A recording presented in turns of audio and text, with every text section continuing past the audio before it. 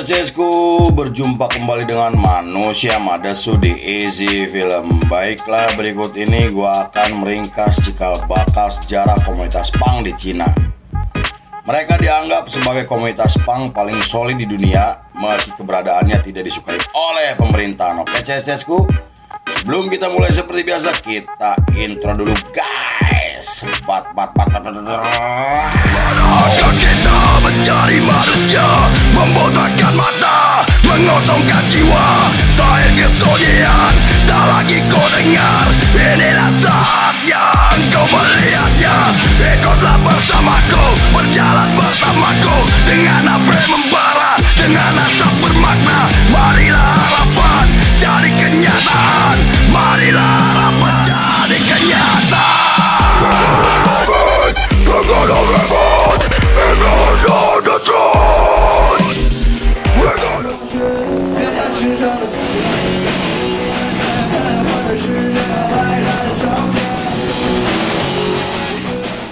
'Scene dibuka pada tahun 60-an ketika Cina mengalami inflasi dan krisis ekonomi yang disebabkan iklim politik yang semakin memanas. Pihak oposisi mendesak Mao Zedong untuk mundur dari jabatannya sebagai pemimpin negara sekaligus pemimpin Partai Komunis di Tiongkok. Hal itu karena menurut masyarakat, kebijakan Mao Zedong dinilai ambisius sampai menyebabkan rakyatnya menderita. Masyarakat dilarang memiliki aset pribadi seperti tanah, properti, dan bisnis sendiri karena telah diatur negara sesuai undang-undang. Tak hanya itu, media dan hiburan juga dikontrol oleh negara di mana pemerintahan hanya mengizinkan lagu atau film yang memiliki pesan ideologis di dalamnya. Kemudian masyarakat harus menggunakan kupon yang telah disediakan hanya untuk membeli kebutuhan sehari-hari seperti beras, minyak, pakaian, dan lain-lain. Meski tertekan, namun masyarakat tidak berani protes karena takut terlibat masalah, bahkan bisa dipenjara karena dianggap memberontak.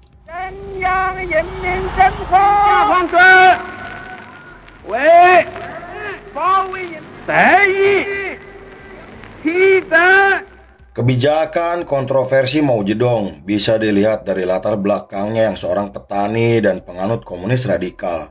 Mao menyebut pandangan politiknya sebagai Maoisme yang diadaptasi dari Marxisme dan Leninisme, namun disesuaikan dengan kondisi politik, sosial, dan ekonomi Tiongkok masa itu.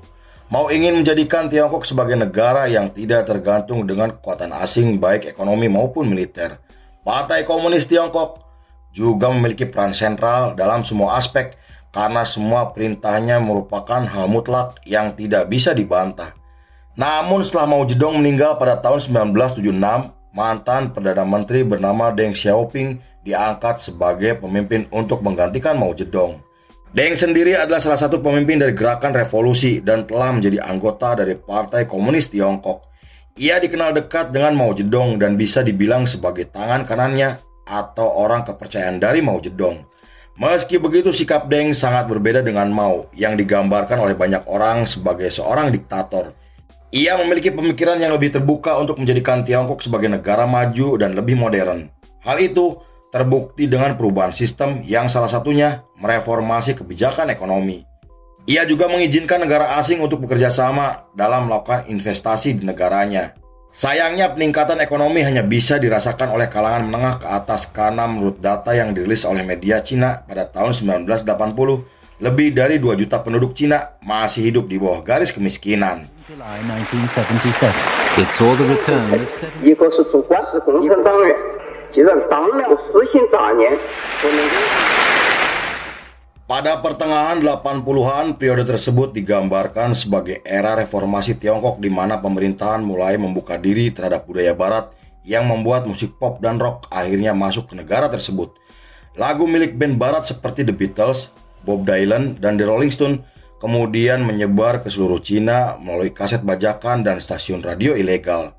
Mahasiswa dan para musisi kemudian bereksperimen, meniru musik dan gaya musik barat hingga menciptakan lagu sendiri dengan menampilkan lirik berbahasa Mandarin. Menurut beberapa sumber, Sui Jian dianggap sebagai bapak rock di Cina dengan lagunya yang dirilis pada tahun 1986. Lagu tersebut digambarkan oleh para jurnalis sebagai lagu rock pertama di Cina yang memiliki pengaruh besar meski Jian sendiri tidak pernah mengakuinya. Secara musikal, lagu tersebut menampilkan musik yang menggabungkan elemen rock dan alat musik tradisional Tiongkok bernama suona, sebuah alat musik tiup tradisional khas Tiongkok yang ditemukan pada abad ketiga atau 200 Masehi. Tak hanya itu, lagu tersebut juga dianggap sebagai simbol keresahan anak muda karena liriknya membahas isu politik, sosial, individualisme, dan pencarian identitas. Saking berpengaruhnya, lagunya dikaitkan dengan gerakan Tiananmen yang dikenal sebagai gerakan demonstran pada tahun 1989. Terlepas dari gejolak politik dan krisis ekonomi yang melanda negara tersebut, namun musik rock semakin populer di kalangan anak muda setelah Jian tampil di acara televisi untuk pertama kalinya.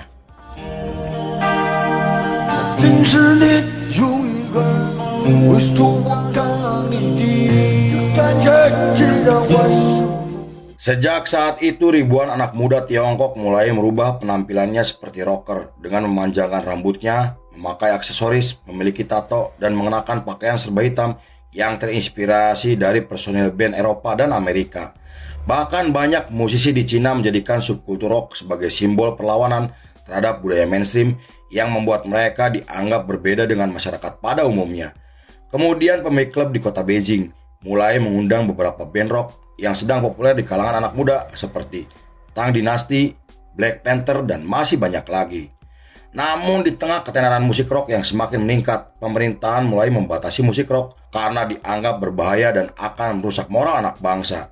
Beberapa radio juga dilarang memutar musik barat, terutama musik rock, sampai media seperti televisi, koran, dan majalah kembali dikontrol oleh pemerintahan. Pembatasan tersebut membuat para musisi merasa dibungkam dan tidak memiliki ruang untuk kebebasan berekspresi. Para musisi kemudian memilih membuka jalannya dengan membangun komunitas yang bergerak di skena musik bawah tanah.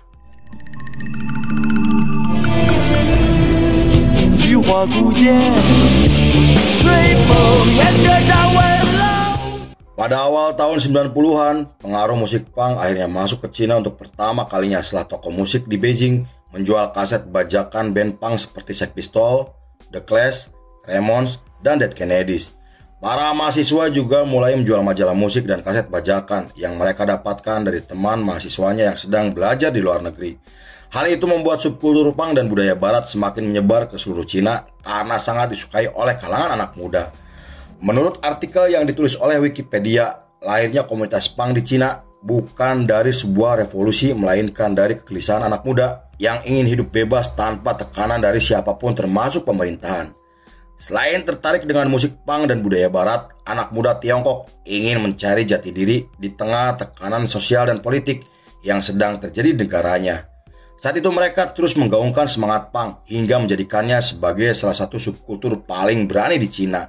Kemudian, setelah munculnya band punk bernama Under Baby, subkultur punk di Cina semakin populer sampai mengalahkan dominasi subkultur rock yang sedang berkembang.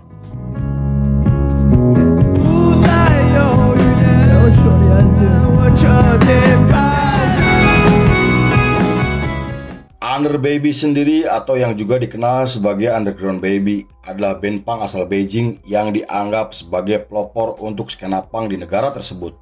Band mereka dibentuk pada tahun 1991 oleh dua bersaudara bernama Gao Wei dan Gao Yang karena terinspirasi dari band seperti Sex Pistols.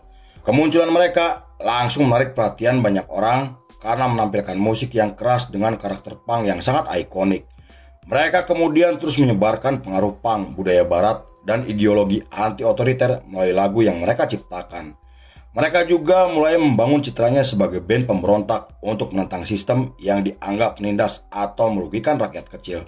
Hal itu membuat gerakan mereka mulai diawasi oleh pemerintahan karena lagunya yang dianggap terlalu sensitif dan terlalu kritis. Tak hanya itu, pertunjukan mereka juga selalu dibubarkan oleh kepolisian karena dianggap melanggar hukum dan tidak memiliki izin.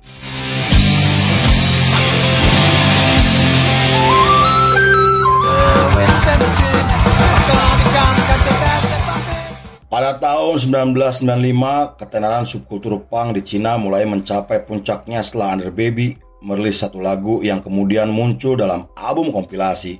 Selain dikenal karena aksi panggung dan pandangan politiknya, mereka juga menjadi band pertama yang mendirikan studio dan label independen untuk mewadahi beberapa band punk di Beijing yang sedang berkembang. Studio tersebut terletak di belakang restoran bebek milik keluarga Gao, di mana studio tersebut kemudian menjadi titik kumpul atau tempat nongkrong bagi komunitas punk di Beijing. Tak hanya itu, subkultur punk juga muncul di beberapa kota besar seperti Wuhan, Nanjing, dan Shanghai dengan ideologi dan gerakan yang sama. Namun Beijing tetap menjadi pusat untuk gerakan punk di Cina, dan salah satu klub malam legendaris di sana menjadi tempat nongkrong untuk subkultur tersebut. Beberapa bulan kemudian, gerakan punk tidak hanya sekedar musik karena telah menjadi gaya hidup dan perlawanan terhadap tekanan sosial.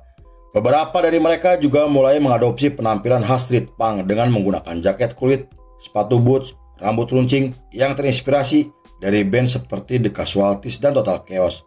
Penampilan tersebut membuat mereka dipandang negatif oleh masyarakat karena tingkah laku dan pakaian mereka yang mirip seperti kelompok berandalan. Selain itu, mereka juga selalu membuat keributan dan nongkrong sampai pagi hingga terlibat bentrok dengan kepolisian karena dianggap meresahkan masyarakat.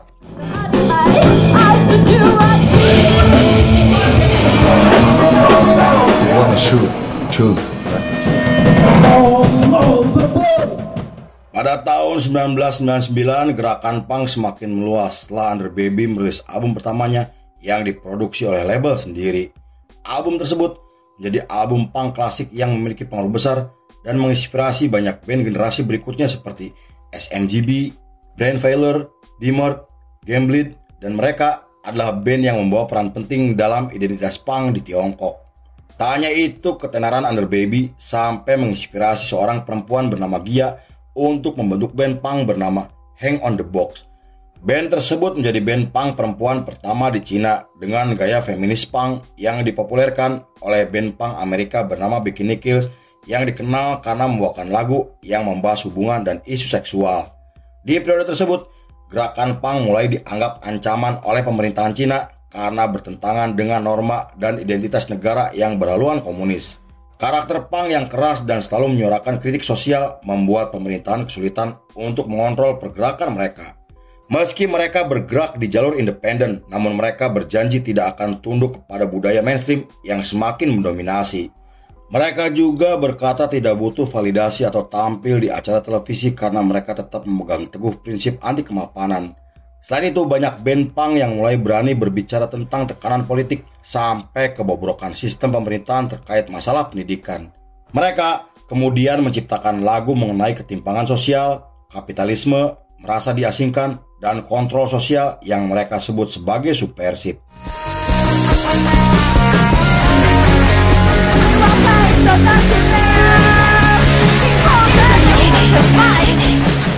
Pada tahun 2000-an, subkultur punk di Cina semakin berkembang sebagai ekspresi dan pemberontakan terhadap tekanan sosial yang menjadikan mereka sebagai gerakan menarik secara kultural maupun politis. Beberapa musisi punk juga mulai terlibat dalam berbagai aksi sosial hingga bergabung dengan demonstran untuk memperjuangkan hak pekerja dan lingkungan hidup. Hal itu menarik perhatian media luar karena subkultur tersebut bisa tumbuh dan terus berkembang di tengah tekanan politik dan larangan yang sangat ketat. Bahkan menurut jurnalis Inggris yang sempat meliput mereka, ia menyebut jika Beijing sebagai pusat untuk gerakan punk di Tiongkok yang dikenal solid dan sangat terorganisir. Meski banyak band punk mulai memiliki akses untuk bergabung dengan label besar, tetapi mereka memilih merekam musik, mencetak cover, dan merancang merchandise untuk dijual secara mandiri. Pada tahun 2003, subkultur punk di Cina terpecah menjadi dua setelah beberapa band memilih bergabung dengan label besar, tampil di acara televisi, dan bekerja sama dengan sponsor besar. Selain itu, mereka juga mulai terlibat konflik dengan subkultur lainnya seperti hip hop dan pop yang mereka anggap hanya mengejar pasar demi keuntungan komersial. Hal itu membuat anak muda melihat komunitas punk sebagai cara melawan dari tekanan sosial seperti standar akademik, tekanan keluarga, dan ketidakadilan ekonomi. Mereka sampai menjadikan komunitas punk sebagai gerakan pembangkangan untuk menghindari tekanan sosial yang mereka hadapi selama bertahun-tahun.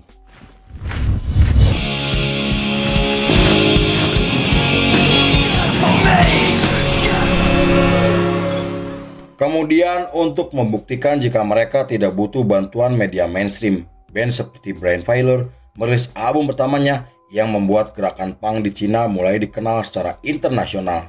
Mereka menjadi band punk di Cina pertama yang menggelar tur Amerika dan mendirikan label sendiri untuk mewadahi beberapa band punk yang memiliki potensi luar biasa. Lalu band Wuhan seperti SMGB semakin dikenal luas karena membawa warna baru dengan membahas isu politik yang sangat sensitif seperti ketidakadilan sosial, kritik terhadap nasionalisme, dan hak buruh yang terintimidasi. Mereka juga menyebut punk di Cina bukan sekedar fashion dan hanya musik keras karena mereka tumbuh sebagai bentuk perlawanan terhadap pemerintahan yang selalu mengutamakan sikap disiplin. Pada tahun 2006, SMGB merilis album terbarunya yang membuat mereka dianggap sebagai pionir hardcore punk di Cina. Namun beberapa toko menolak menjual kaset mereka karena lagu di album tersebut dianggap terlalu berlebihan. Tak hanya itu, kehadiran mereka juga ditolak oleh pemilik klub di seluruh Wuhan karena citranya sebagai band yang selalu membuat kerusuhan. Penolakan tersebut membuat mereka menggelar pertunjukan di gedung terbengkalai untuk mempromosikan album terbarunya. Acara mereka dihadiri oleh lebih dari 300 penonton termasuk para penggemar fanatiknya. Namun pertunjukan tersebut harus dibubarkan oleh kepolisian karena dianggap meresahkan masyarakat dan tidak memiliki izin. Bahkan Wu Wei sang vokalis sempat ditahan setelah terlibat adu argumen dengan petugas kepolisian. Sejak saat itu, pertunjukan mereka mulai diawasi oleh kepolisian sampai beberapa polisi ditugaskan untuk menyusup sebagai penonton.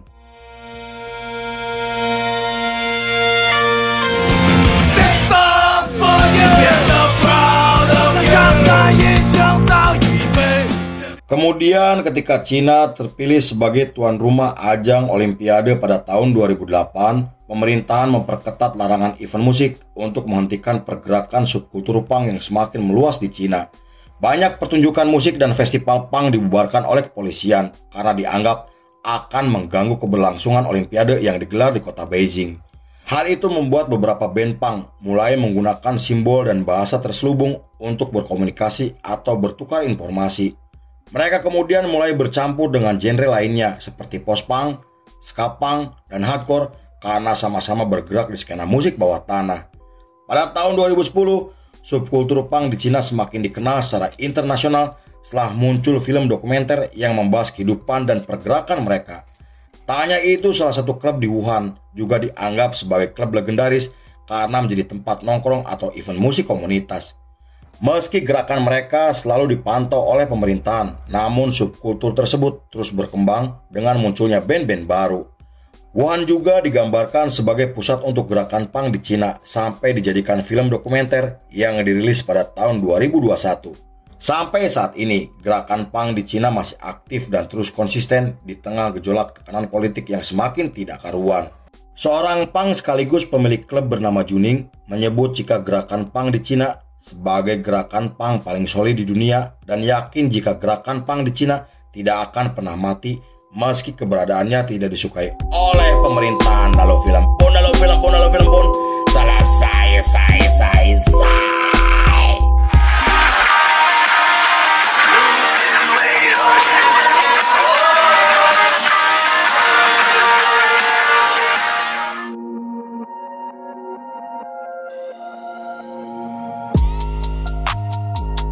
Bullying adalah keberanian palsu, hoax adalah kebohongan pengecut, dan fitnah adalah senjata pengecut yang takut akan kebenaran. By Tukang Cuangki. Oke CCSku, terima kasih sudah menyaksikan ringkasan ini nggak selesai. Saya beserta jajaran Berandal Malam kembali pamit undur diri, sampai jumpa di episode berikutnya. Bye bye. Hampura bye.